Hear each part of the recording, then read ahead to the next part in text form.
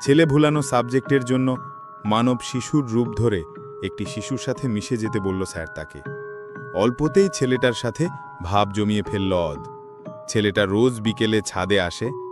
ছেলেটার সাথে 2 দিন খেলার পর স্যার বললেন, এবার ওকে দিয়ে দুষ্টুমি করাতে হবে। কিভাবে করাবো স্যার? জানতে চাইল অদ। বড়দের গায়ে ঢিল মারা, জানালার গ্লাস ভাঙা কিংবা ছাদ থেকে লাফ দিতে মন্ত্রণা দেবে ওকে। অদ এই কয়েকদিনে মানব শিশুটাকে সত্যি সত্যি বন্ধু বানিয়ে ফেলেছে। এইটুকু একটা ছেলেকে দিয়ে দুষ্টুমি করাতে মন চাইল না ওর। স্যারকে বলল, আমি পারবো না স্যার, বাচ্চাটার ক্ষতি হবে এতে। আরে কি বলছো তুমি? অবাক হয়ে বললেন স্যার।